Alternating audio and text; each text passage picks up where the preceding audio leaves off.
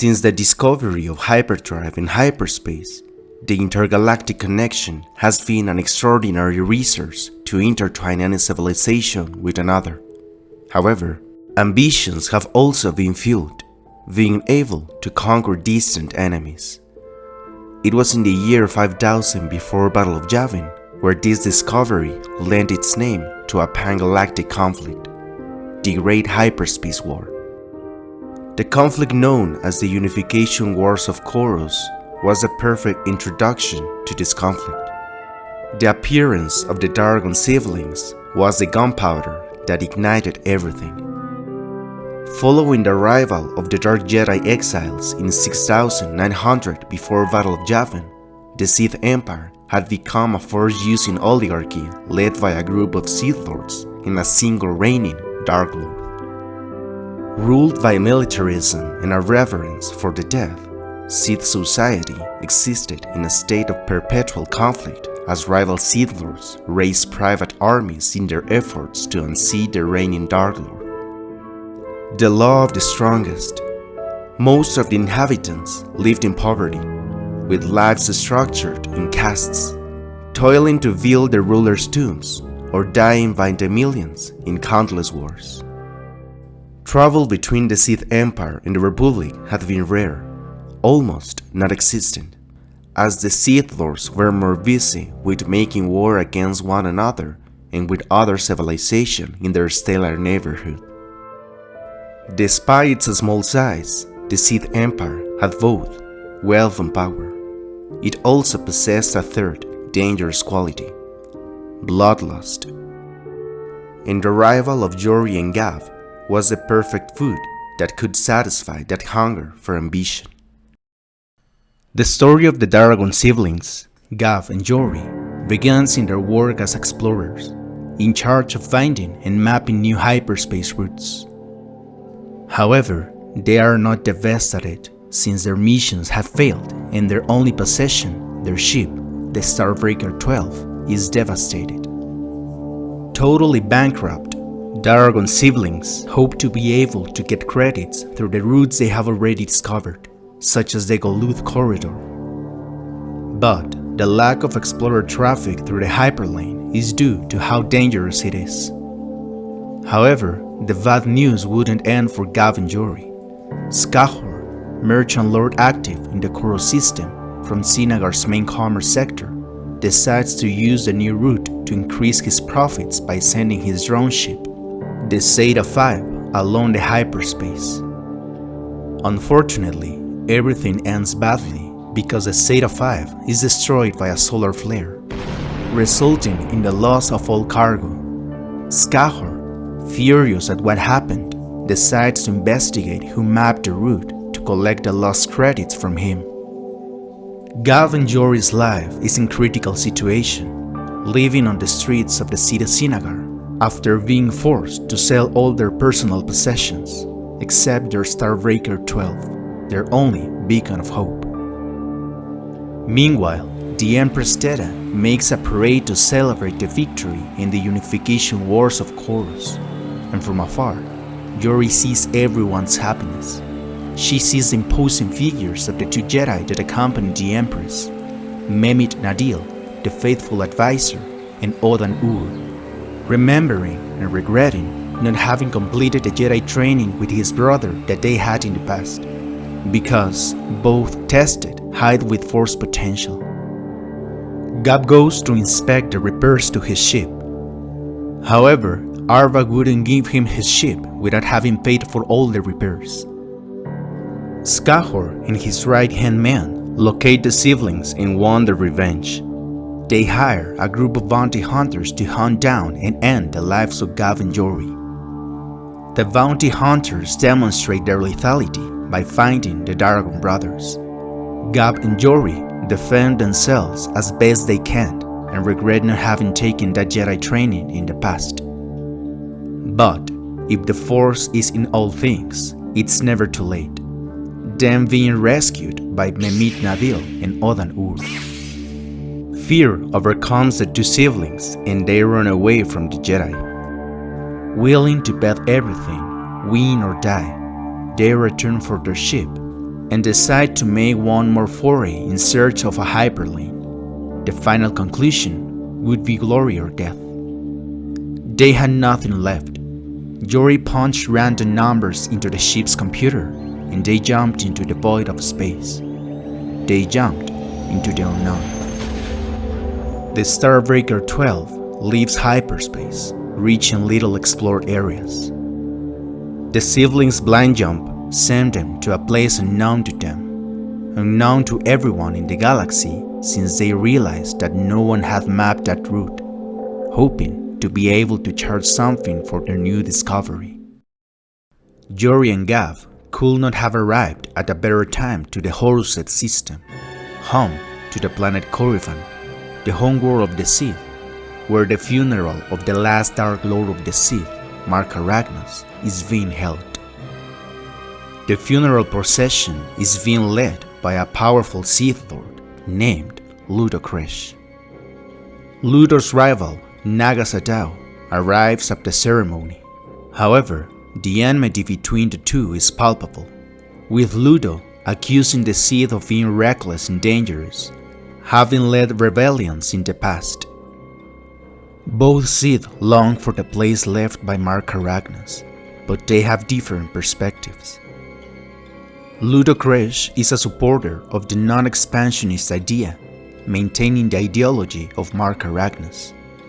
Naga Sadow watches over an expansionist doctrine, is tired of living off old victories, and will not let the flame that his ancestors, the Dark Jedi, become extinct due to the conformity of the Sith. Gav and Yori Daragon arrive in the orbit of Corrivan. With no turning back, they need to explore the new route they have drawn, since, if it can be used for commercial purposes, the economic benefits for them can be enormous, so they enter the planet. The tension between Kresh and Sadow ends in a deadly showdown to see who takes the title of Dark Lord of the Sith. Ludo Kresh fights for the Sith Empire and accuses Naga Sadow of fighting out of his selfishness. However, Naga Sadow proclaims to fight for the future of the Sith. A fierce battle takes place within the sacred chambers of the former Dark Lord of the Sith, neither of two giving in to the other. Despite suffering serious battle injuries, this battle would have ended with one of the two dead, if not for the intervention of the Dark Lord himself. The change of the dead cannot stop Mark Arachnos, not when all the forces of the dark side demand that he speak. Mark Arachnos reminds them of their origin story. Their blood comes from their ancestors, the fallen Jedi, and how they formed the Sith Empire despite the odds. He reaffirms that despite their interbreeding between human Jedi and Sith purebloods, the Sith Empire is rich and powerful and battles must be chosen. The fate of the Sith hangs in balance.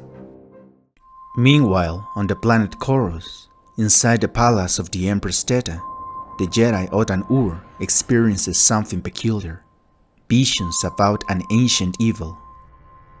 While heading with the Empress, he sees Arva file a complaint against the Dargon siblings for fraud and theft. Odan-Ur explains to the Empress about his visions and supplements the description with details about ancient legends he had studied about a group of fallen Jedi in the 100-Year Darkness event.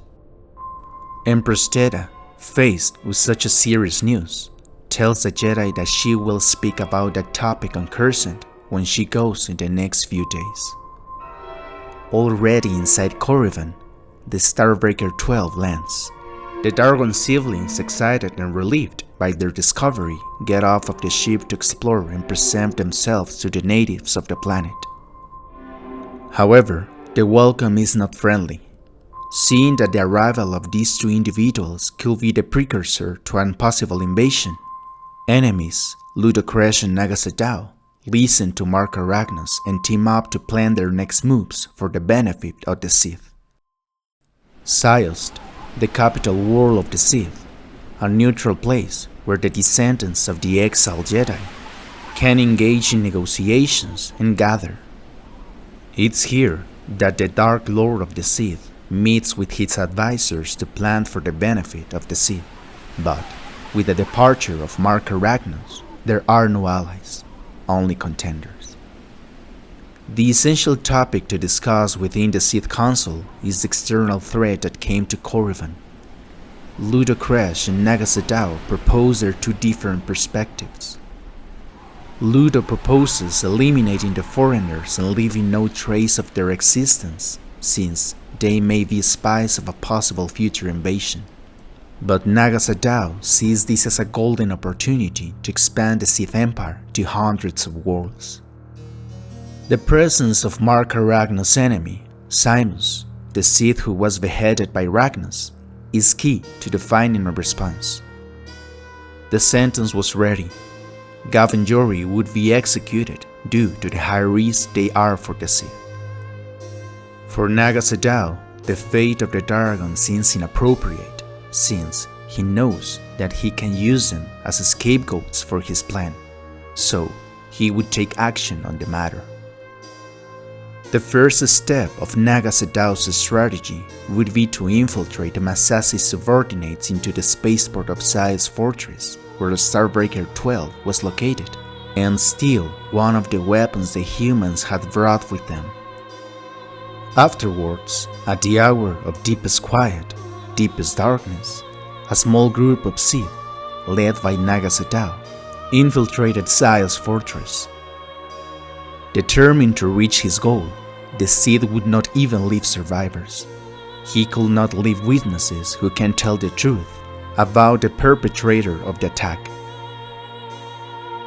Hope for survival for the Darwin siblings comes before them in the form of Naga Sadow, where Gav and Jory escaped with the Sith. Upon leaving the cell, seeing the massacre, he meets with Simus, legendary Sith from the time of Mark Arachnos. However, Naga Sadow, committed to his cause, knows that he must not leave any witness. After the attack, an emergency meeting is held at Sile's fortress. The topic at hand is the escape of the prisoners, where the Sith Lords are concerned because everything seems to indicate that it was a rescue by the Republic, because the weapons used in the escape were humans' weapons. Naga Sadow puts the final touch on his plan with a speech about the approaching danger, assuring that the Republic is an imminent enemy and they have to attack first. Ludo Kresh doesn't believe a single word, but all the things on the Council do believe in the threat. Ludo Kresh, faced with the end, decides to leave. And finally, everyone within the Council agrees to make Naga Sadow their new leader, the new Dark Lord of the Sith, the one who will guide them to conquer the galaxy. On the planet Cursant, Empress Teta speaks in front of the Senate about the threat that Odan-Ur saw. Teta narrates the vision of her trusted Jedi, a seed of evil that the Dark Jedi of the past had sown, and that the cultivation had already borne fruit in a distant part of the galaxy. Despite this, the High Command of the Republic doesn't believe her. They don't accept a mere vision as something true, so the warning is not taken as real, but the Empress knows that she must remain alert. Naga Sadow begins the next phase of his expansionist plan. He keeps Gav Daragon sheltered in one of his two fortresses, where the human is practicing with an amulet that Sadow had given him, since he had seen strong potential in Gav. The Sith congratulates and convinces Gav to continue practicing and stay in the fortress for his safety. On the other hand, Naga Sadow does the same in the second fortress with Jory, convincing her that the best place for her to be was in the fortress. For Naga Sadow, the only element that separated him from total power was Ludo Kresh, so he would have to eliminate him. Sadow once again attacked Siles and the Sith and stole the Starbreaker 12, but when Naga Sadow's allies attacked, they left the Dark Lord of the Sith's emblem on the ground. News of the attack would reach Ludocresh, who initially thought it was Republic soldiers. However, he soon discovers the emblem of Naga Sadow. Realizing that Naga had staged a false attack in order to seize power, Kresh calls together his fellow Sith Lords, demanding that they prepare troops for an attack on Sadow's fortress. Days after the attack, Sadow returns to Yori and gives her an hologram with a message from her brother Gab.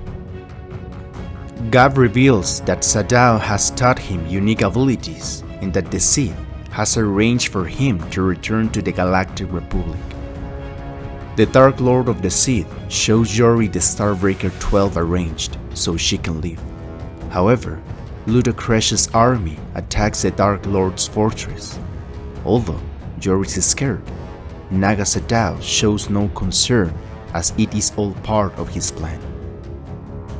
And this is how the Battle of Car Delva began, where Ludocresh's forces, along with his allies, attacked the false Naga Sadow fortress, taking advantage of the surprise factor and determined to end the life of the Dark Lord of the Sith.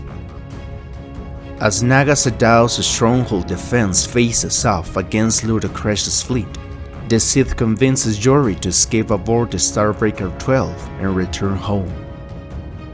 Despite Yori refusing to abandon her brother, Sadow convinces her as she is in danger and Ludocresh is coming for her. All this being part of Naga Sadow's plan. Finally, Yori agrees and escapes in her ship. Calculating the coordinates, she jumps into hyperspace and heads to the Republic. From the other Naga Sadow fortress where Gab takes refuge, the surprise attack on Ludocresh would come. Hundreds of ships would support the Dark Lord of the Sith. Through a communication, Naga Sadow confesses to his enemy that everything had been a trap, causing the defeat of Ludocresh, giving the victory of the Battle of Car Delva to Naga Sadow. Meanwhile, Gab slowly understands his Sith abilities and is glad that Yori has escaped on Starbreaker 12, as he was able to monitor the battle from afar.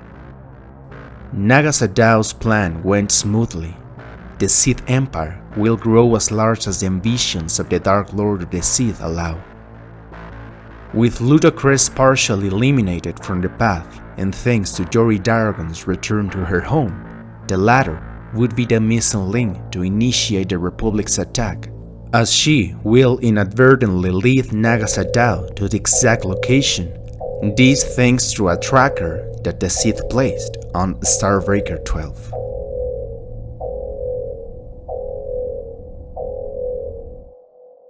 Yori's return to the Republic wouldn't be as she expected. Even though Yori wants to warn about the threat of the Sith, upon descending from the spaceship, she's arrested because since she escaped, she was treated as a fugitive. Naga Sadow's desire for expansion remains intact, and after Ludocresh's attack at the Battle of Car Delva, more Sith joined the Dark Lord of the Sith's cause. Naga also knows that Gab Daragon is a very important asset for his plan, so he begins to establish a bond with the human.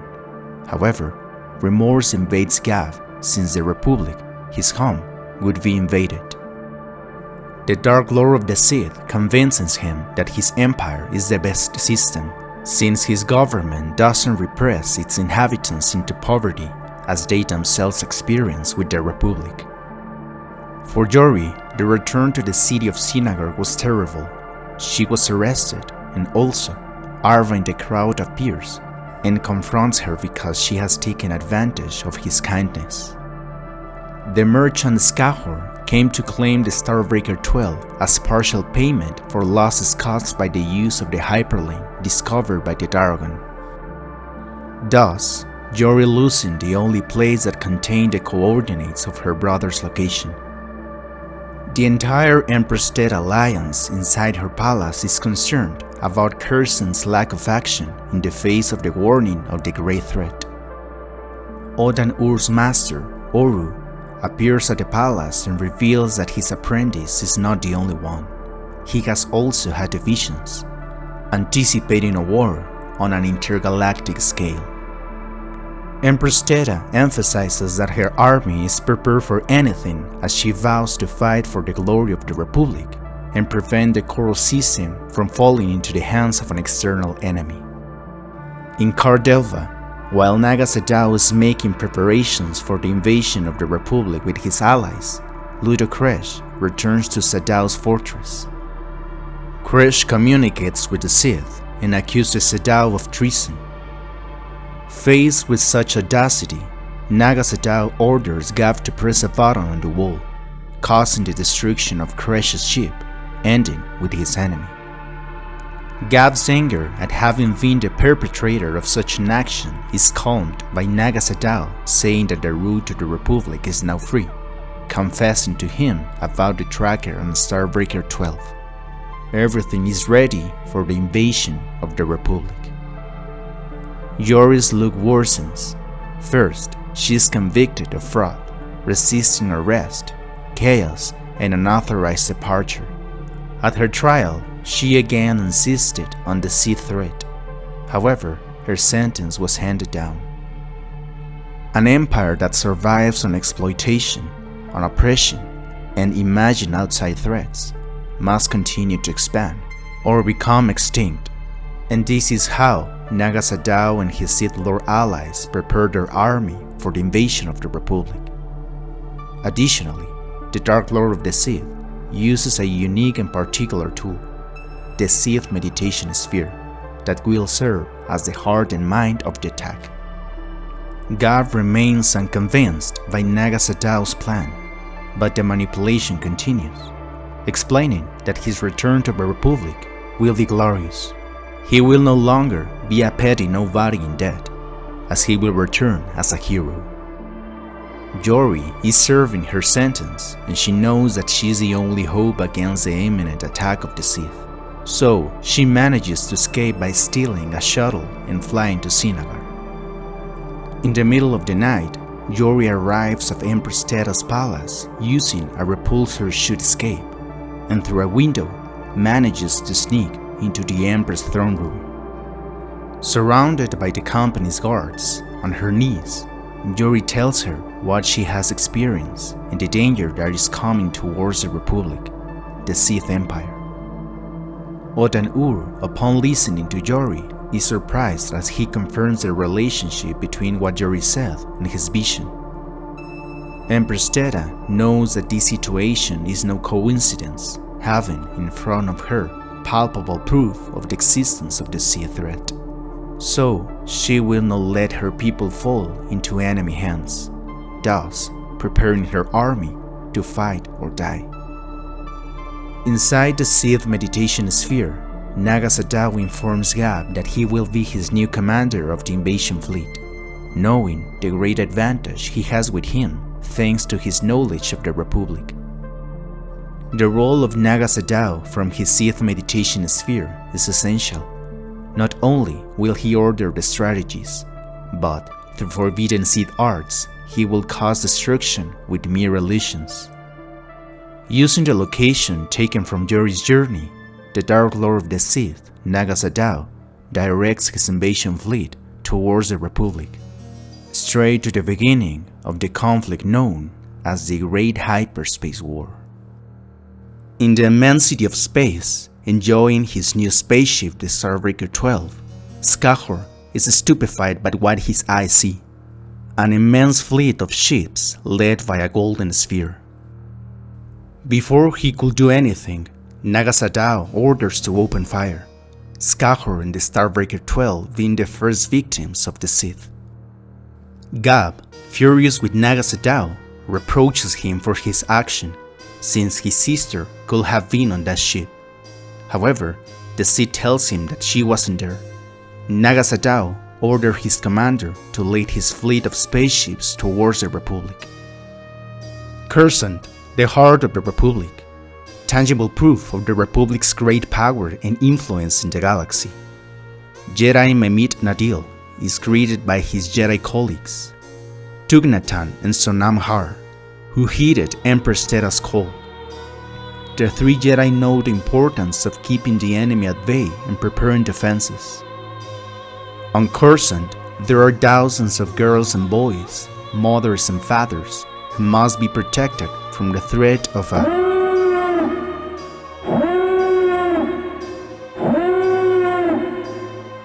The talk between the three Jedi is interrupted by the sound of the invasion alarm. Naga Sadow had arrived on Coruscant earlier than expected, starting the Battle of Coruscant in the year 5000 before Battle of Yavin. Hundreds of people ran horrified by what they could see from the sky of Coruscant, where before the protagonists were the skyscrapers. They were now eclipsed by the fleet of 10,000 ships led by Naga Sadow. Capsules full of Massassi warriors willing to give their lives for their leader fell from the invaders' ships. The ground rumbled with the footsteps of the enormous war beasts created by the sea, which broke the barricades put up by the Republic soldiers. Memit Nadil and the Jedi took the role of leading the defense of the Republic. Despite the surprise, the defensive improvisation would act instantly, activating the defensive cannons. The fight of the Jedi against the Sith is admirable, and the objective of both Naga Sadow and Memit Nadil was clear: the Senate Hall. One with the ambition to conquer it, and another to form a perimeter and protect it. On the planet Corus Major, in the city of Sinagar, Empress Theta would be monitoring the invasion of Coruscant, knowing that the Sith will soon arrive at Sinagar.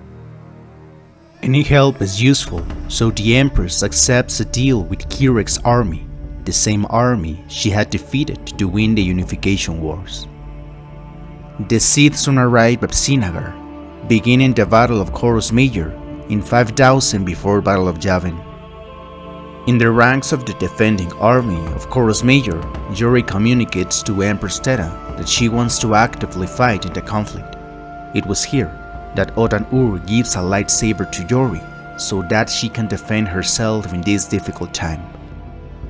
Gav Daragon, commander of the Corus Major invasion fleet, descends to the surface of Sinagar with the intention of meeting his sister Yori, being protected by Massassi guards. Upon descending from his flagship, Gav cannot hold back his tears when he sees his city Sinagar destroyed by the invasion, and that sadness would be even worse so when he would meet his old friend Arva, and because of the guards, the Hutt becoming another victim of the Sith. To see this tragedy, Yori arrived at the right time. Assuming that the culprit was Gav, she is completely unaware of her brother. Filled with anger and sadness, Yori takes the lightsaber that Otan-Ur gave her and ignites it, destroying all of Gav's guards. The Force acts in complex ways, with Memit Nadil defending Coruscant, and Empress Theta defending Corus Major. Now, it was Otan-Ur's turn to defend Kirek, the same place accompanied by the same army which he had defeated in the Unification Wars. He was now about to fight shoulder to shoulder with them for the freedom of the Republic. From the skies above Kirek, Otan-Ur can observe capsules being detached from the Sith ships to free their army of Massassi. Gav, not knowing what to do after the event with Arva, runs to his ship, escaping from his sister Yori, who is following him. After seeing his city Sinagar destroyed, Gav's remorse is total, so regret leads him to take an action that would change the course of the battle. During the entire invasion, Naga Sadow wasn't on any of the ships that attacked Coruscant, Corus, or Kirek. In reality, the Sith was in an isolated place in space, within his Sith meditation sphere commanding all attacks. Using Sith arts, Naga Sadow can visualize vast armies, powerful fleets, invincible warriors, and with his imagination and power, he can make them real. Gav, knowing the exact location of Naga Sadow, decides to direct his spaceship to that location. In their respective battles, Otan-Ur, Empress Theta, Memit Nadil are defending the Republic, despite even being outnumbered. In the Battle of Kirek, the Sith attacks continue to be too much for Odan-Ur and his master Oru. It's here that the latter decides to break his cyanogen tank, sacrificing himself for the greater good, since that tank kept the Jedi Master alive. And without a doubt, the cyanogen would function as a biological weapon against the Sith, effectively killing hundreds of enemy Massassi and giving his student in the Republic a chance to win the battle. Gav's fate is already written, so he decides to shoot Naga Sadow's meditation sphere. At the moment of Gav's attack, Naga Sadow comes out from his meditation, revealing the secret of his attack. His army was a mere illusion made by arcane Sith means. On the battlefield, part of the Sith army vanishes.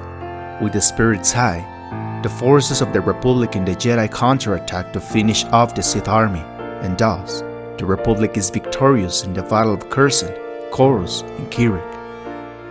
Naga Sadow draws Gav into his meditation sphere to talk. Gav, seeking redemption, accepts. However, Sadow escapes aboard his shuttle, leaving Gav trapped in the sphere.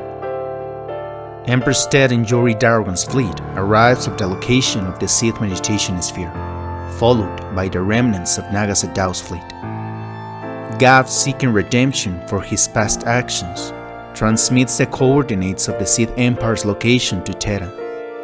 Realizing that it was a unique time to end the conflict, Naga Sadow uses a unique weapon which would activate the solar flares of the nearby star, causing it to be unstable, forcing the Sith and Terra's fleet to retreat. Before running away, Jory begs Gav to escape with them. However, he is unable to pilot the damaged sphere or get out of it. Through tears, the two siblings reconcile and both say goodbye, knowing Gav's imminent end.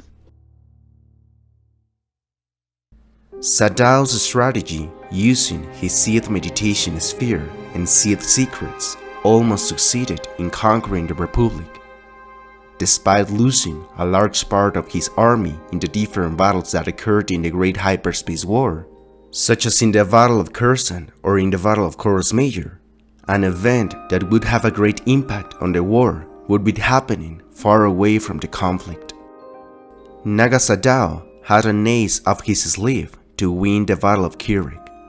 Although Odan-Ur and the Master Oru emerged victorious from Kirik, luck wasn't with the Dark Lord of the Sith.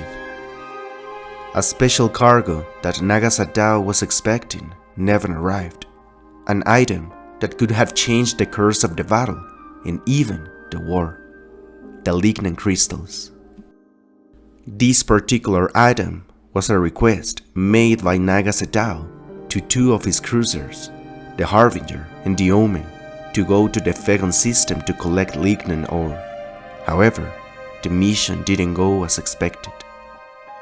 The Phaegon system mission had two perspectives: the perspective of the Omen ship led by Captain Yaru Korsin, and the Harbinger led by the former Jedi Zeiss Rogan.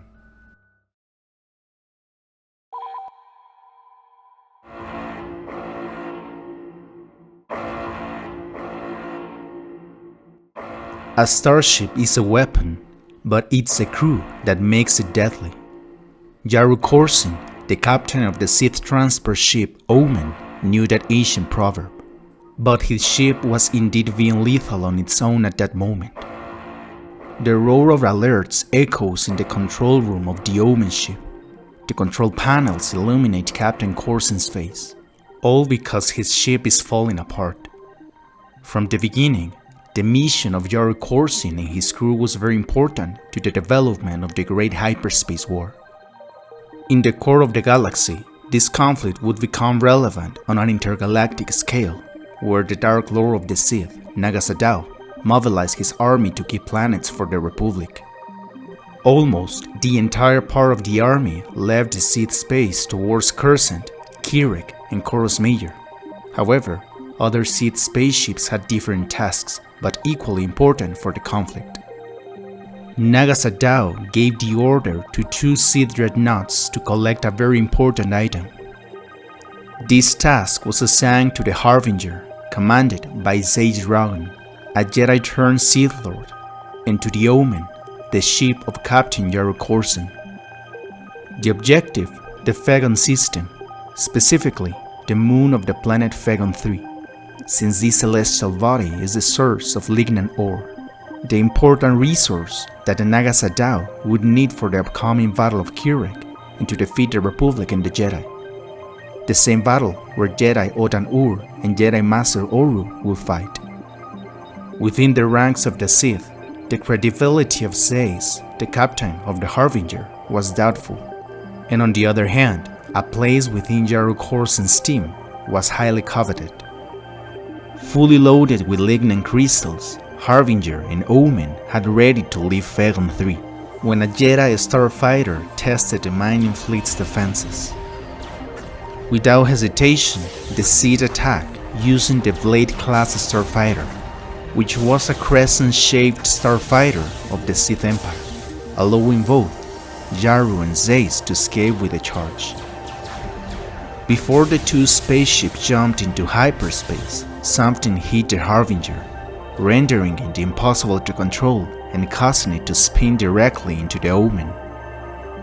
Before the collision warning alarm sounded, Corson's navigator reflexively engaged the hyperdrive. The ship had been knocked off course enough for the Omen to end up in a gravity well, a very rare phenomenon that Captain Jaru Corson in his 20 years of experience had never seen.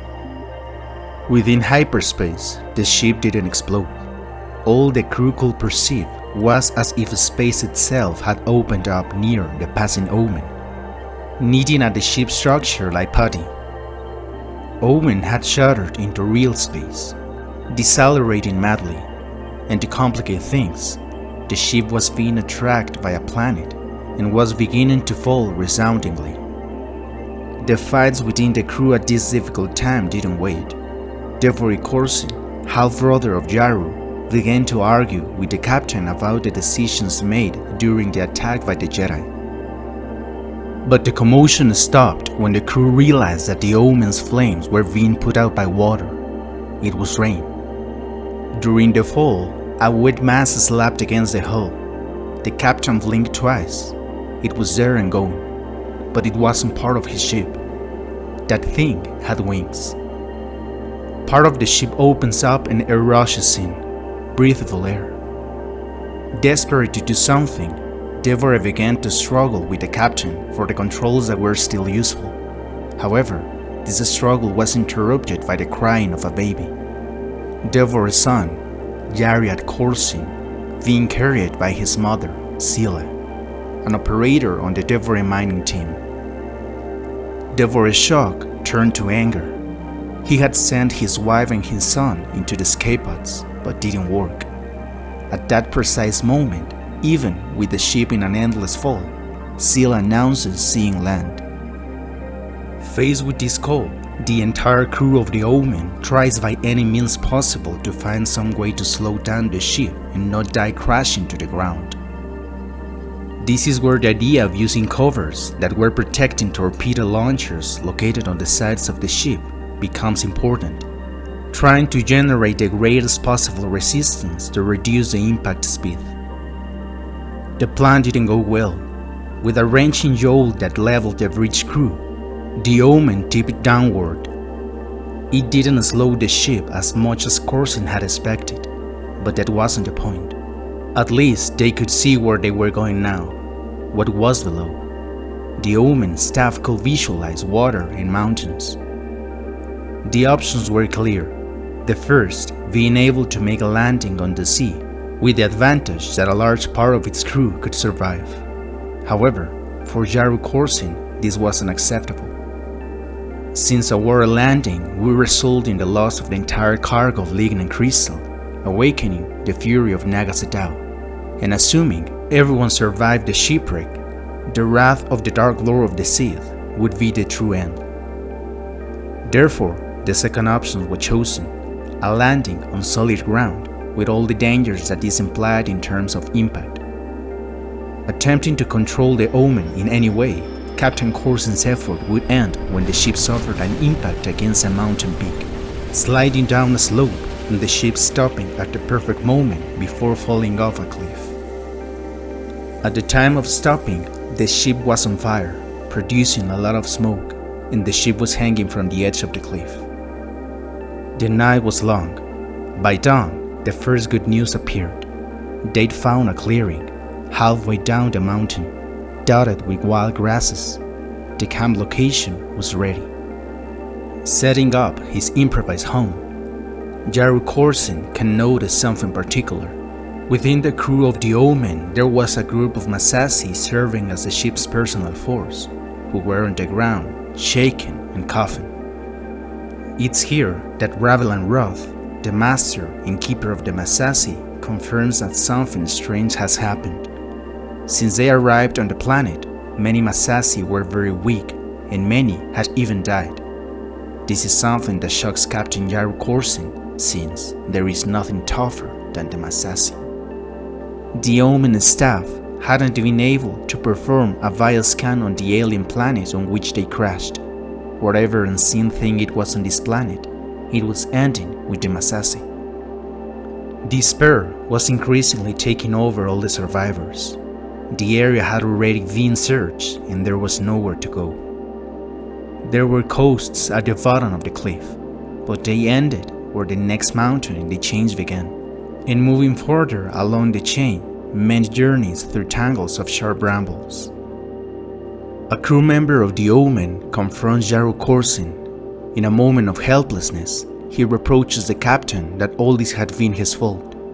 It was at the moment when he became more violent that a similar sound was heard, and the crew member fell to the ground. It had been Devory, with his crimson lightsaber in one hand.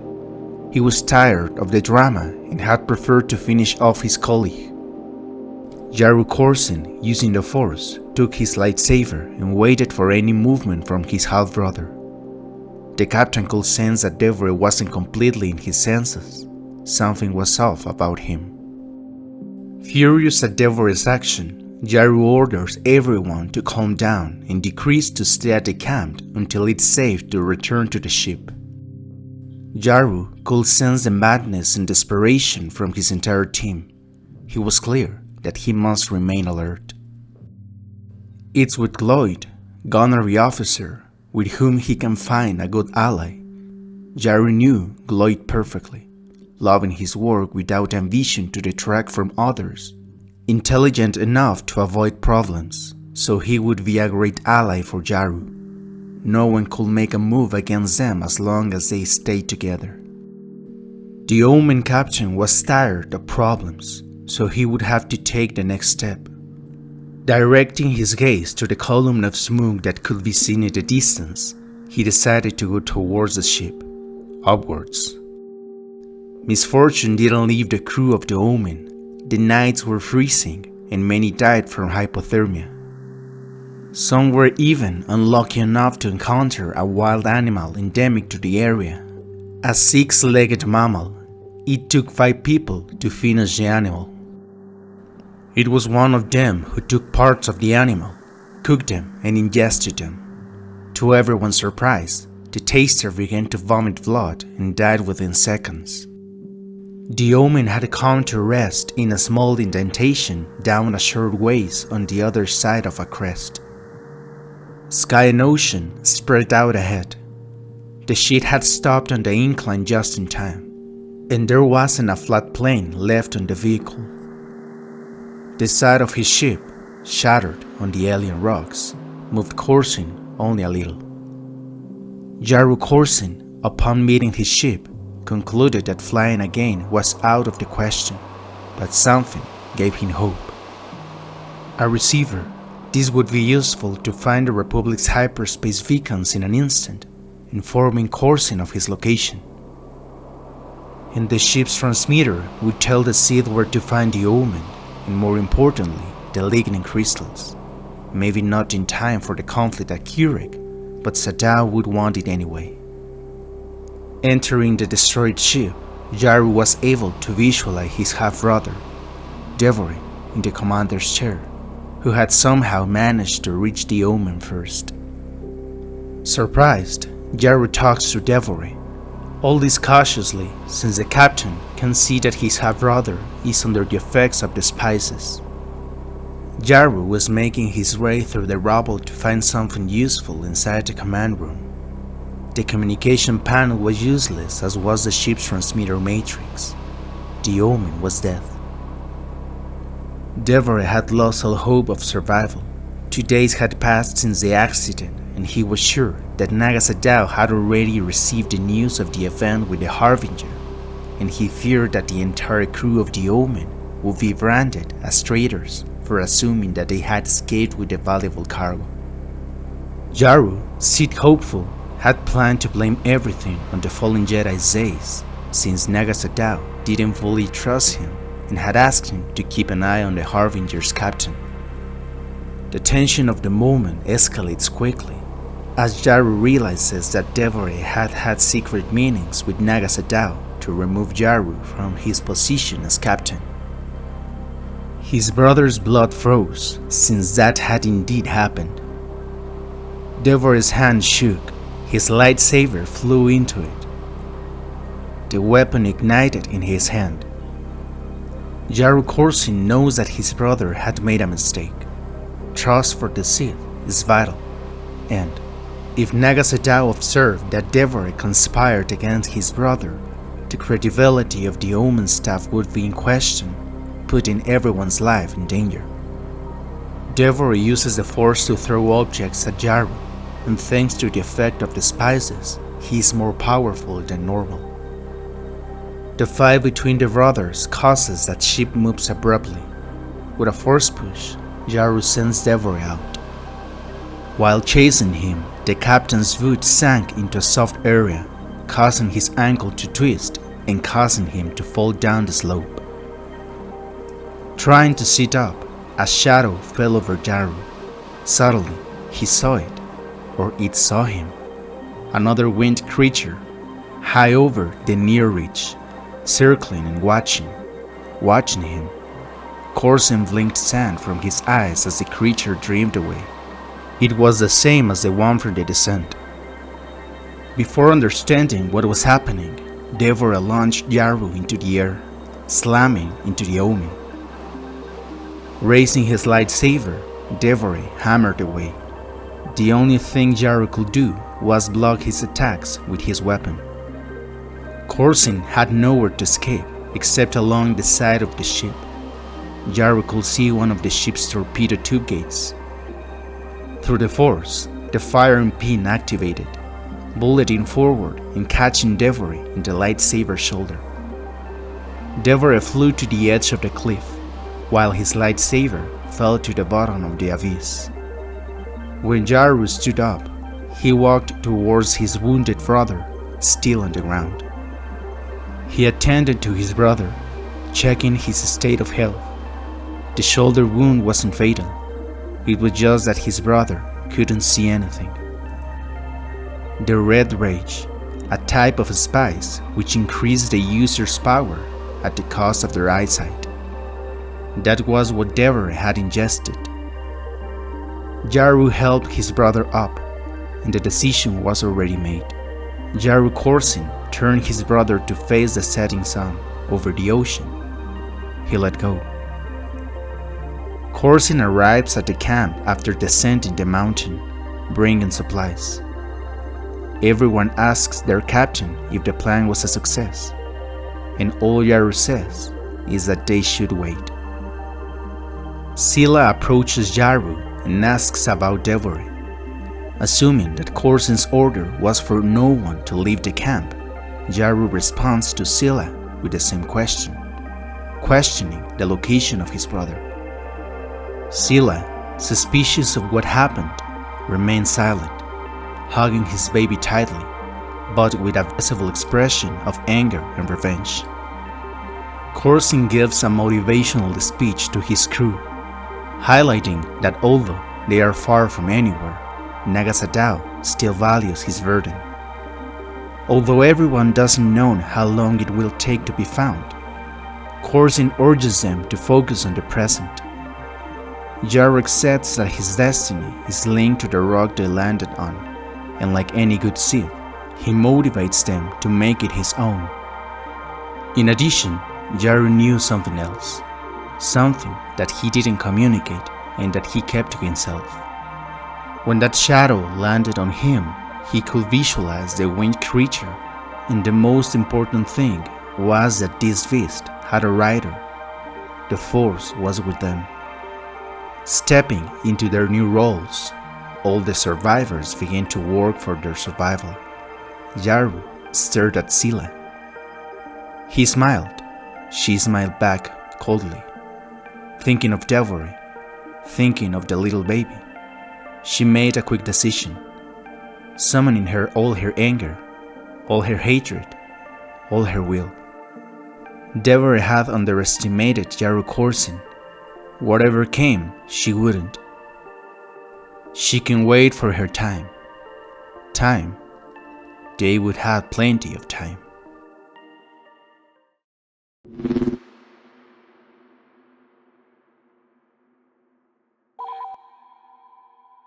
Annihilation can come in the form of visually beautiful and striking colors. This was something that Zeiss Rogan, the captain of the Sith dreadnought Harbinger, was thinking about at the time to see what the military power of Naga Sadow's Sith Empire could be capable of. Harbinger and Omen, the latter being the ship of the captain Yaru Corsin, are fulfilling the mission entrusted by Naga Sadow in the Phaegon system, specifically on one of the moons of the planet Phaegon 3. Through the plasma veins of each dreadnought, the surface of the moon is being attacked, annihilating any form of life, both flora and fauna, to collect a very precious treasure for the Sith, lignin ore. Dust and a swirl of thick black smoke churned into the atmosphere as the cruisers methodically vaporized large parts of the moon's surface. For Zeiss, accomplishing this mission would ensure a Sith victory in the Battle of Kirek against the Republic and improve Zeiss' place in the Sith hierarchy. The simple fact of having a former Jedi caused discomfort within the ranks of the Sith, and despite swearing loyalty to the Dark Lord of the Sith, Naga Sadow, many companions saw Zeiss as a threat.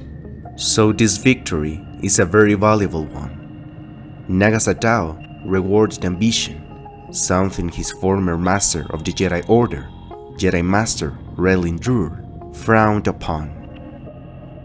Despite Harbinger's distance from the surface, the Force carried back to Zeiss the terror of the living things that populated the moon's surface.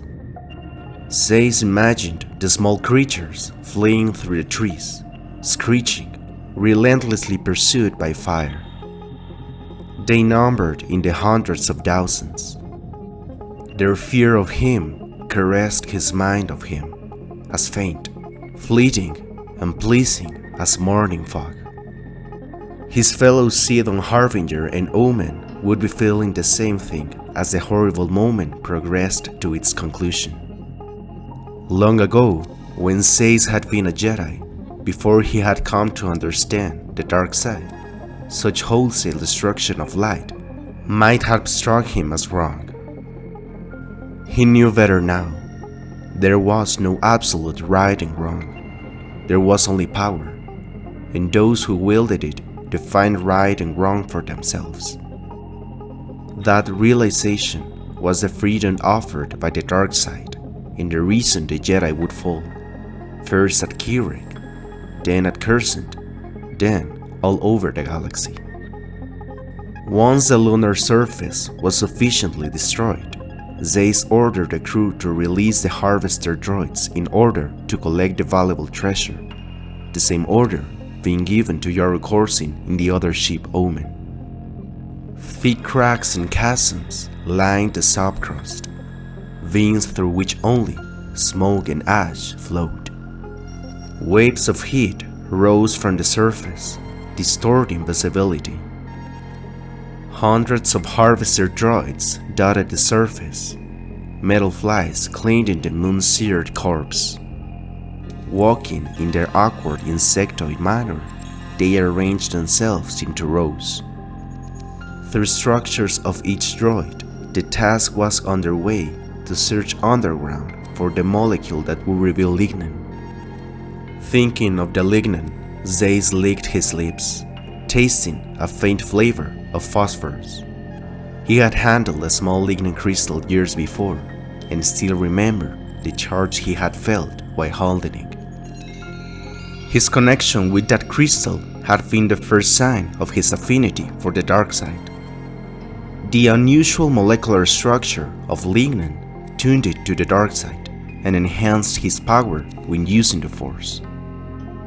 The Sith hadn't been able to locate any significant deposits of the crystals in recent decades.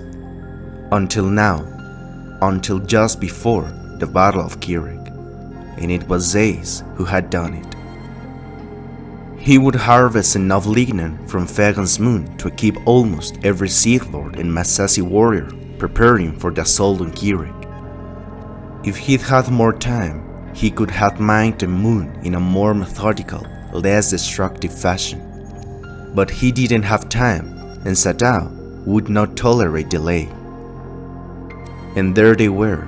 The sensors of both ships, Harbinger and Omen, detected lignin molecules on the lunar surface, and it seemed to be a large deposit, so they began the extraction. After several hours, a steady stream of transport shuttles traveled between the moon and Omen and Harbinger's cargo holds, filling both ships with unrefined lignin ore. The air of the ship was alive with the presence of the lignin, filled with its potential.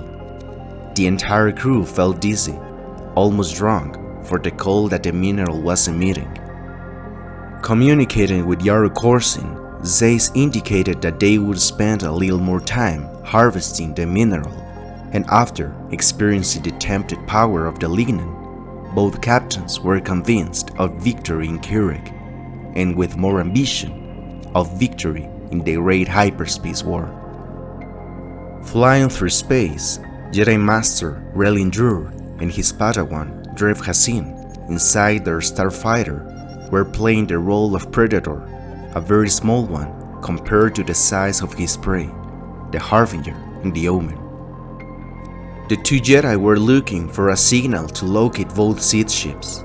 They had seen the Harbinger and Omen jump into hyperspace, and added, with the rumors of upcoming attacks on various worlds of the Republic, the task of Relin and his Padawan was vital. Plus, something additional fueled Relin's insatiable search. The Harbinger was being led by Zeiss, his former Padawan who had fallen to the dark side, so this task was perfect for him. The two Jedi, Drur and Hassin, knew that something was planned between both ships. They had learned that Harbinger and Omen moved quickly from one system to another, sending reconnaissance droids, scanning, and then moving forward. Maneuvering through a nebula, the Jedi starfighter entered hyperspace. While traveling through the tunnel, Master and Padawan searched through the Republic's hyperspace beacons, signals from the two Sith ships confirming their location. The Phaegon system. The Jedi without understanding why they are in that place, since according to them, there was nothing relevant there. 4 planets, each with multiple moons, and an asteroid belt still in the show, is what the two Jedi see as they emerge from hyperspace. Using the belt as a hiding place for the ship, Jedi Master Relin Drur masks his and his Padawan's Force signature so that Zeiss cannot sense them through the Force. The question of the importance of this system was answered when leaving hyperspace. A wave of energy linked to the dark side hit the Jedi, both knowing the seriousness of the matter. Relin's Padawan, Drev, was one of the best pilots at the Jedi Academy, so, trusting his student, they took the ship through the asteroid field. After getting close enough, Drev landed the ship on a giant asteroid, and they were able to observe what happened.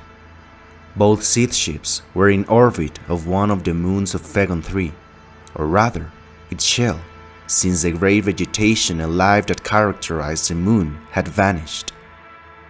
A steady stream of transports moved between the moon's surface and the valley's long landing bays of the two ships.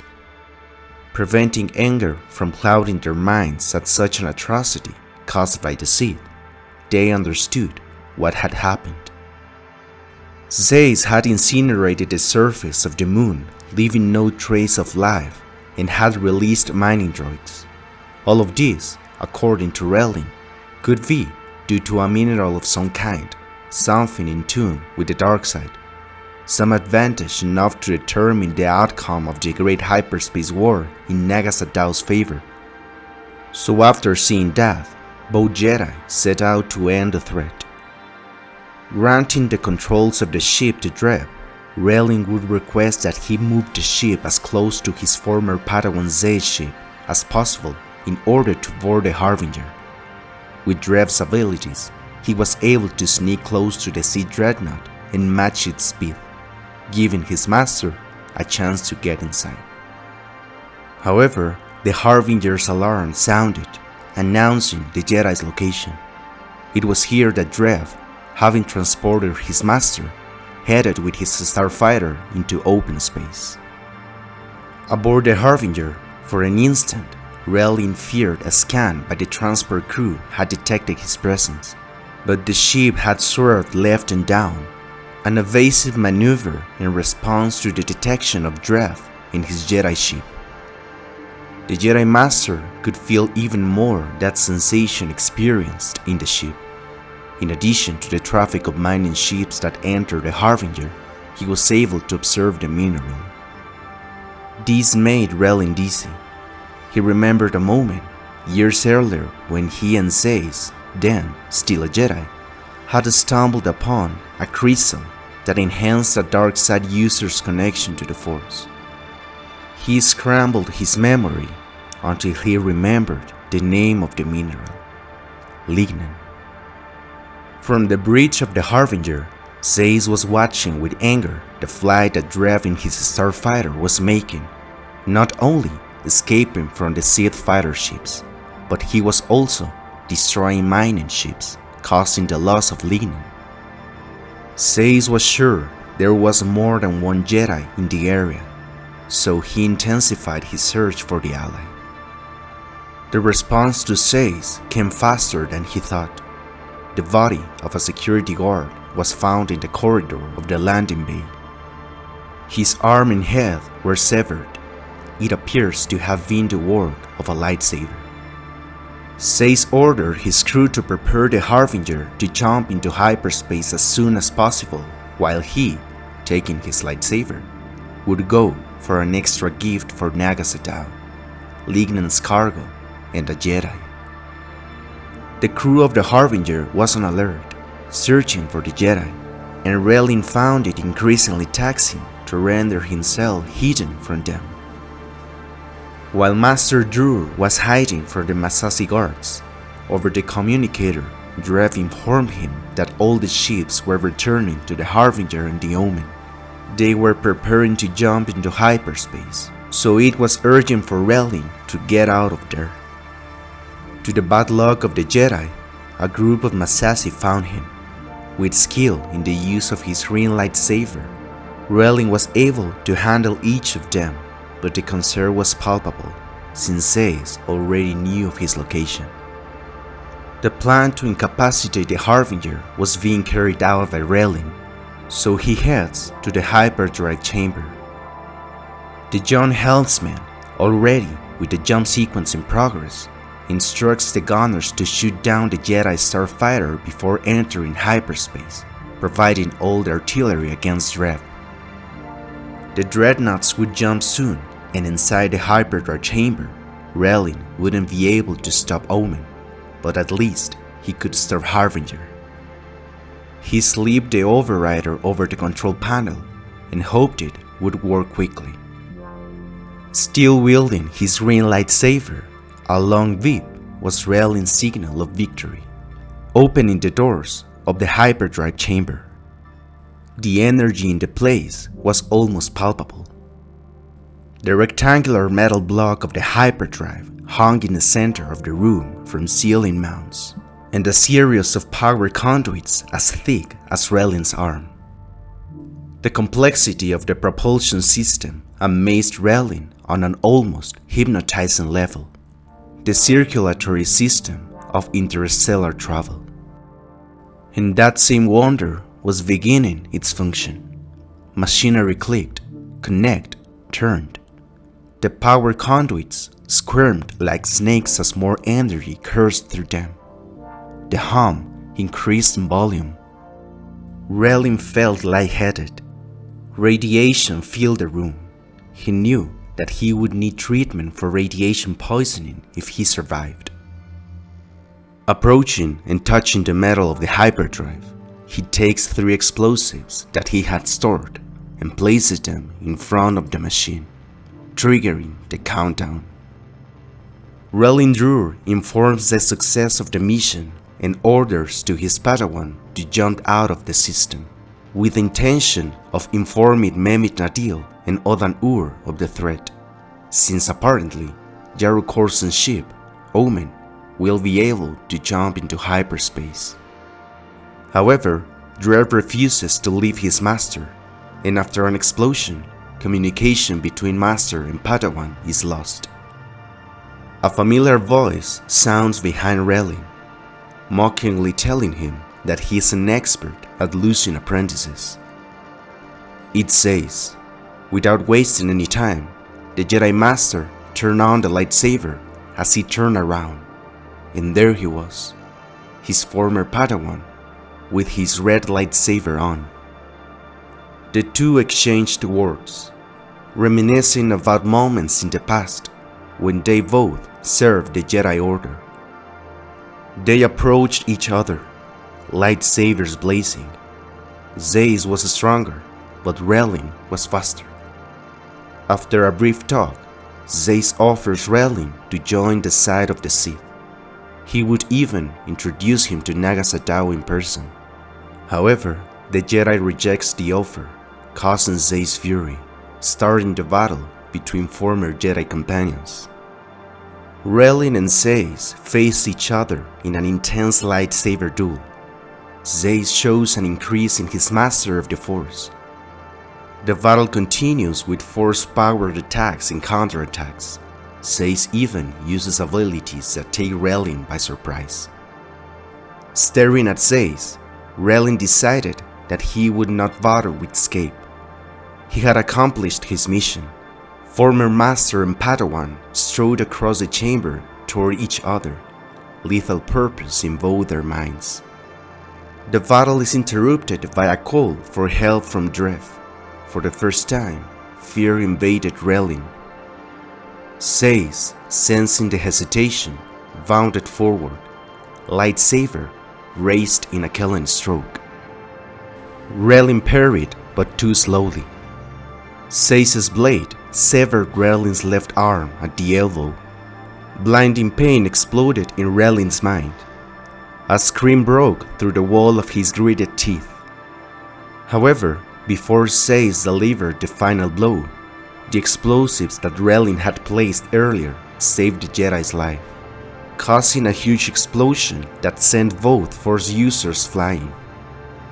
Relin contacts his Padawan again and confirms that Dreb is safe. Relin Drur glanced at Zeiss, unmoving on the floor of the chamber, and fought down his need for revenge.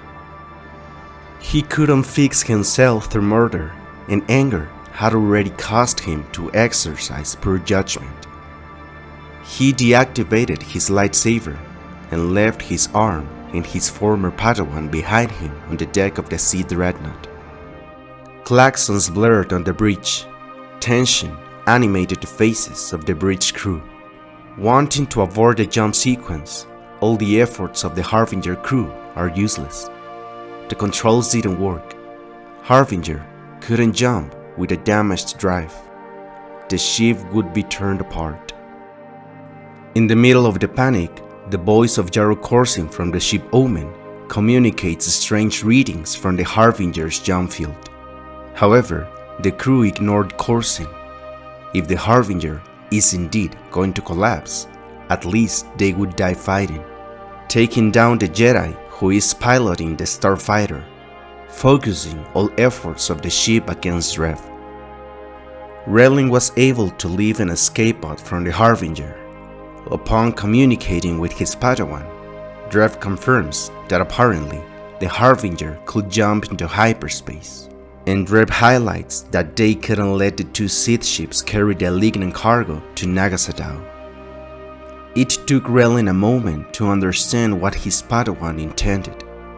He rushed to the small viewport in the pod and scanned space for the starfighter. He spotted it under the dreadnought, swooping up and circling back toward the bridge. Even on thrusters, Dreb spun the ship on evasive arcs that danced through the laser fire. Trying to communicate with his Padawan, Rellin tells Dreb that there is another way. However, the only response that the Jedi Master receives is Dreb's laughter. Full and loud, maneuvering between the two Sith ships. Something characteristic of Dreb, his great humor and joy. A silence fills the entire crew of the Harbinger as Dreb's ship appears in view of everyone. The Jedi starfighter heads straight for them, dodging the gunfire. Despite attempts to stop him, the Harbinger's crew is unable to stop Dreb. The ship streaked toward the bridge. Laser fire converged on it at last, struck it once. Flames exploded from one wing, from the nose, but the ship grew larger until it nearly filled the viewscreen. The last thing the Harbinger crew could see was the cockpit of the starship, with a Jedi pilot, a young human, and he was smiling. His mouth and flabby cheeks wrinkled with mirth, his eyes hard with resolve. Zeiss rejoined after the battle against Rellin. However, all he could see was complete chaos on his ship. Harbinger was going to jump with a damaged hyperdrive. If they even made it into hyperspace, the ship would be torn apart.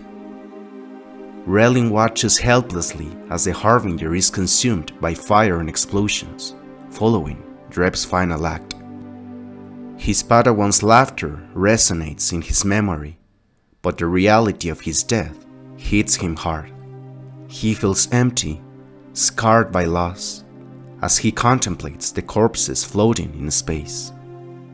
Anger and sadness wash over him, directed at himself, Dreb, Zeiss, and the Sith.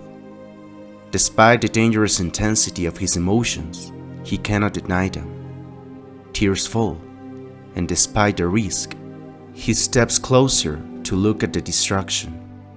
The Harbinger and Dreb have been vaporized by the impact, leaving only a trail of charred metal and twisted cables in empty space. Explosions and chaos in space engulf the Harbinger as it glides toward Omen. Rellin anticipates a collision, imagining the impact of the two ships. However, he notices that neither ship aborts its jump sequence. Zeiss, aboard the Harbinger, attempts to maneuver, but the proximity between the two ships is dangerous. They are both near the end of their jump sequences. Despite attempts, the Harbinger collides with Omen in a shocking sequence where the two ships fight for positional dominance. The magnitude of the collision triggers explosions. Despite the chaos, the Harbinger's hyperdrive continues to build up energy, and the jump sequence begins, carrying with it a storm of loose energy. Despite Zeiss' attempts to stop him, the hyperdrive activates. Rellin, aboard the escape pod, tried to get away from the Harbinger before it jumps into hyperspace. But the capsule becomes trapped with the Harbinger in its momentum, being dragged behind it. As they traverse hyperspace, something goes wrong, and the capsule begins to spin and shake wildly. Relin fights gravitational forces and disorientation, but the capsule is not designed to withstand hyperspace without a mothership. The Jedi, physically affected, uses the Force to try to remove the capsule from hyperspace, achieving his goal. However, a bigger surprise would greet Relin. In simple words, hyperspace is an alternate dimension to real space, a dimension that allows everyone to travel huge distances in a short time. Relin's unique experience with the Harbinger and the damaged hyperdrive had led him to a system he had never seen. The area gave him a strange feeling, as if it didn't belong there. A blue gas giant with an icy moon welcomed the Jedi. Unknowingly, the Jedi Master Relin Drur and the Harbinger had traveled through time thousands of years, going from living in the year 5000 before Battle of Yavin to approximately the year 41 after the Battle of Yavin. The Republic had been able to contain the advances of the Sith led by Naga Sadow. The route traced by the Dargon siblings had revealed the exact location of the Sith Empire, and despite not having achieved its objective, Naga Sadow was still alive. And without a proper army, the hunger and thirst for revenge remained intact. It was only time for Naga Sadow to return to his home, the Sith Empire, to reorganize his army and attack the Republic again. However, Gab's heroic action would go unnoticed by the Dark Lord of the Sith, revealing to the Republic the location of the Sith Empire, and furthermore, Naga Sadow didn't know, but he had left enemies at home. Following Naga Sadow's failure to conquer the Republic, only a small number of Naga Sadow's ships were able to return to the Sith Empire. Naga Sadow, committed to his objective, decides to gather more soldiers for a second raid against the Republic. However, from deep space appears Ludocresh, claiming to be the new Dark Lord of the Sith. After having simulated his end, thanks to a decoy, he took advantage of the time that Naga Sadow left for the core of the galaxy and organized his military force to take power from the throne that Naga Sadow temporarily left vacant. Now, with the best strategic position, Ludocresh begins his surprise attack on Naga Sadow's depleted army, beginning the first battle of Korriban. Despite the numerical advantage, Naga Sadow wouldn't allow himself to be defeated so easily. The constant fire between the capital ships caused their mutual destruction. However, each of the captains wouldn't allow themselves to be defeated by their enemy. Numerous dogfights between opposing Sith starfighters dotted the battle area, and capital ships were destroyed on both sides by the constant laser fire. Naga Sadow knew that Ludocresh's plan had been very good. Attacking him without the opportunity to prepare new spaceships took the Sith by surprise. So, determined not to lose to his rival, Naga Sadow orders one of his doomed and nearly destroyed ships to carry out a direct attack on Ludocresh's flagship, even knowing it would be the end of both of them. This action taken would be the final point on the greatest enemy Naga Sadow had, Ludocresh. On Kirek, Odan Ur looks out over the battlefield and mourns the loss of his master. However, the planet resisted the Sith invasion. On the other hand, on Coruscant, a celebration is taking place in a Senate hall, with all the refugees and the citizens. Memit Nadil, hopeful for a better tomorrow, disconnects his lightsaber, wishing not to turn on his weapon again in another conflict. Thanks to the coordinates provided by Gav, Empress Terra finds the location of the Sith Empire. Like Ludocresh's attack, this move by Empress Terra takes Naga Sadow by surprise, and the situation is even worse since the first battle of Korriban ended not long ago.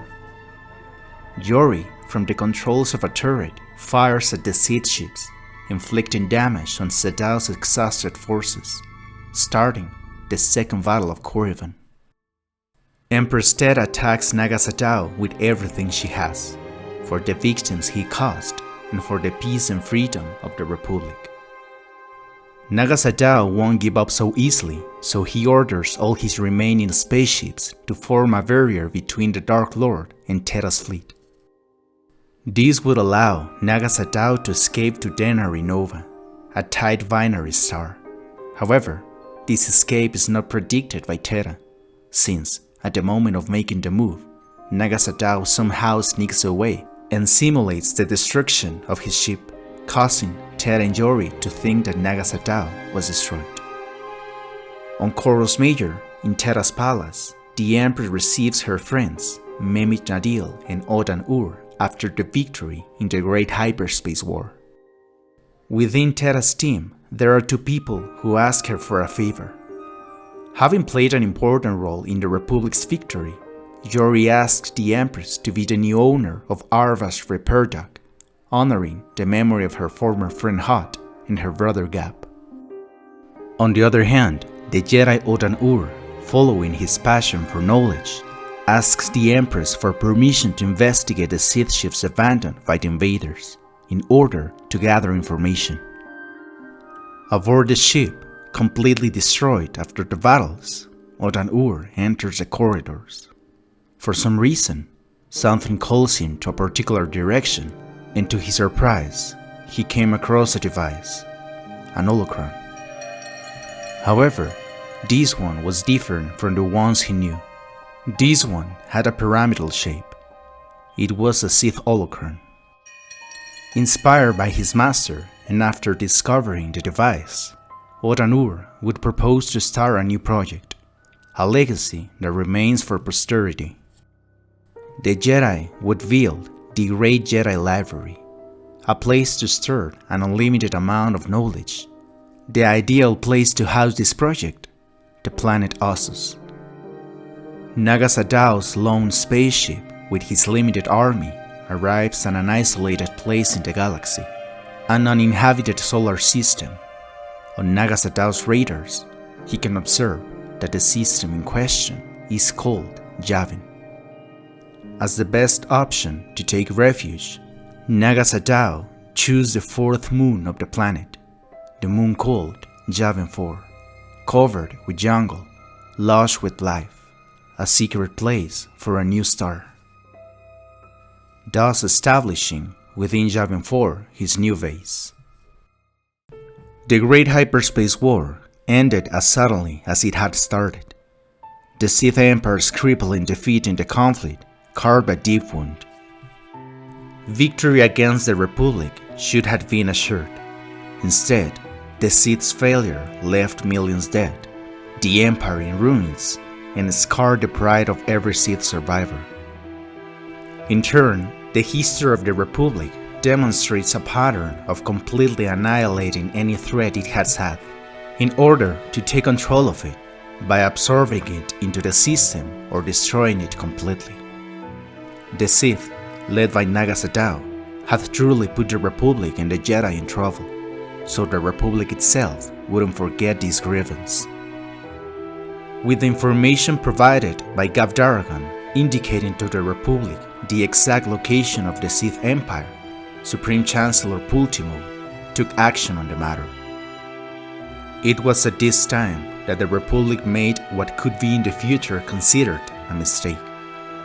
The Sith were no longer a threat to the Republic, but the Supreme Chancellor wasn't satisfied. Within the Sith Empire, everything was in ruins.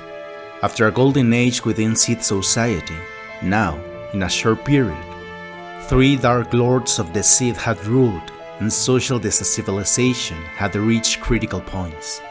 In addition to adding the loss of valuable resources that the Sith had after their defeat in the Great Hyperspace War. A society without a ruler and without the most basic things, such as food or medicine, turned the Sith back into a community ruled by barbarism. As a civilization so proud, and with a violence so ingrained in its culture, the defeat at the hands of the Republic was a humiliation. According to the Republic and led by the Supreme Chancellor, the mistake made almost 2,000 years ago with the liberation of the Dark Jedi that caused the rise of the Sith Empire would be fixed at that very moment, ending the threat once and for all. Caused by the corruption of the dark side, an invasion against the Sith would be carried out, resulting in a Republic occupation of Sith space, a counter-invasion. Republic dreadnoughts were what Sith society saw from the sky. Fear was the next thing that experienced as they noticed the destruction the Republic was causing. At this time, for the winner of the Great Hyperspace War, the ends justified the means, and the eradication of the Sith was underway. Any place reminiscent of the Sith Empire would be destroyed. Architecture, military bases, anything destroyed by the Republic. Sith military factions attempted to defend themselves, all without success. Groups of Sith were captured. However, the Republic was so tired of so much violence, so the punishment for them would be different. The Wall of Light is one of the most powerful offensive techniques that the Jedi had. It simply consisted of cutting the connection of the Force to a sensitive being. This is how groups of Jedi captured the Sith, detaching them from the gift of the Force. This technique involves the collaboration of several Jedi to create a blue energy prison that encompasses an entire space. This prison would act as a wall that could completely sterilize bodies within its range, blocking out those linked to the dark side of the Force. The main purpose of this technique is to cause a complete eradication of the malevolent influence of the dark side in a specific area. Those trapped within this wall of light experience extreme agony due to the disruption of their connection to the Force, and this separation can be made permanent. Groups of Jedi Shadow, a type of Jedi Sentinel, scoured Sith worlds in search of artifacts influenced by the dark side. Whatever they were, these led to the destruction of Sith amulets, talismans, and other relics. However, not all Sith artifacts were destroyed. Many were kept in the hands of the Jedi for study, and also, a bitter argument broke out when the curators of the Cursed Galactic Museum claimed that the Sith artifacts, like any historical curiosities, belonged to the museum.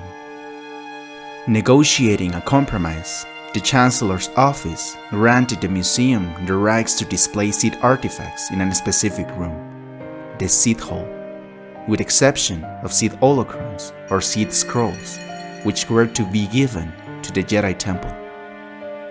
In one of the raids to eliminate the Sith artifacts, the groups of Jedi Shadow arrived at Vicious Tuwan on the world of Arcania. Considered the largest repository of Sith objects, Vicious Tuwan, a city-sized library temple, was destroyed, and because of the fear that place instilled, it is said that the knowledge founder was enough for the Sith to recover everything in its splendor. Subsequent groups of Sith in later millennia decried the destruction of Vicious Tuwan as one of the worst losses suffered by the Sith in the entire history, as many priceless objects and writings of cultural significance were presumed lost during its destruction. The purge of the Sith Empire was total. The Republic wiped out places culturally sacred and leaving no trace of the Sith. Even the deceased tested the Republic's thirst for revenge, completely destroying the Valley of the Sleeping Kings. When it became clear that surrender was the only option, a Sith took the title of Dark Lord of the Sith, Shardakan, and ordered his warriors to give their lives in attacks against the invading fleet, inflicting heavy casualties and forcing the Republic into a retreat. The surviving Sith Lords disappeared, while others built up a new Sith Empire in the unknown regions. Elsewhere, On remote worlds such as Kesh, shipwrecked survivors of the war gave up hope of rescue, but kept the traditions of Sith alive for future generations. The Republic had crushed the Sith in every way, and at the worst moment in history for them, something terrible would be born within this tragedy. Before the death of Mark Arachnos, a young Sith with enormous potential of the dark side of the Force appeared before the Dark Lord of the Sith to offer himself as an apprentice to Mark Arachnos. Despite being impressed with the boy, Ragnos rejected the offer. However, before leaving, he granted him with the title of Lord Vitiate. His position as ruler of Nathema, his homeworld, officially recognized, Lord Vitiate returned to his home to conduct his research into the depths of the dark side's power. Lord Vitiate emerged at the Sith's worst time to give them a reason to believe again. But sadly, it was a false hope. When Mark Arachnos fell, he didn't join in the mad rush to claim his position. He wasn't part of the Great Hyperspace War against the Republic. When Naga Sadow and Ludo Kresh fought for the leadership of the Sith, he took no side. But in the aftermath of the war, he emerged from his solitude to call a great council of all the Sith Lords who remained. He invited them to his place on Nathema, built on the site of his childhood home. It was clear from the records that Nathema is not the original name of the world, but why it was changed and why he was there has been carefully purged from all records. He asked them to participate in a ritual to unlock the full potential of the dark side. He promised they would unleash power beyond anything they had ever witnessed or imagined, the event known as the Ritual of Nathema. The Sith Lords didn't suspect a trap. Some refused to answer the call, but many more came. More than 8,000 Sith Lords. After all, what could one man do against thousands of Sith Lords? The Sith Lords were driven by fear. Many thought the Jedi would soon wipe them all out. They were desperate for anything they could use as a weapon against the servants of the light side. Lord Vitiate played upon these fears, convincing those who answered his call to set aside their suspicions of him and of one another to join in a single glorious cause. Once they arrived on Nathema, they quickly fell under Lord Vitiate's control. He dominated their minds, crushed their resistance. He made them servants of his will, forcing them to participate in the most complex ritual of Sith sorcery ever attempted. Calling on the dark side, Lord Vitiate devoured them. He fed on their power, absorbing it into himself, completely destroying all traces of his victims. But the ritual wasn't confined to the doomed Sith Lords. They were but the eye of the storm, the center of a vortex that spread across the entire planet. All the men, women, and children of Nathema met the end that day. Every beast, bird, and fish, all the insects and plants, every living thing touched by the Force was consumed. When the ritual ended, Nathema was no longer a world. It was a dry shell. Lord Vitiate offered the lives of millions in exchange for becoming immortal. The end of every living being made them stronger than any Sith that had existed before.